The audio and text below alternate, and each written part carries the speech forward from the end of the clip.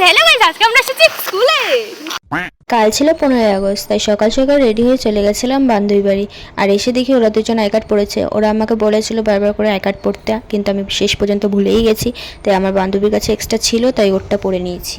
তো আমরা এখন রেডি হয়ে গেছি, এবার আমরা যাচ্ছি স্কুলে। Hi hello guys.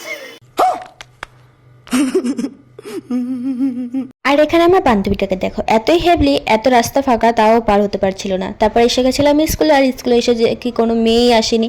আর এরা এখানে সাজাচ্ছিল, আর আমার বান্ধবীরা মিলে ঘুরে বেড়াচ্ছিলাম। कैसे कैसे लोग रहते हैं यार यहाँ पर।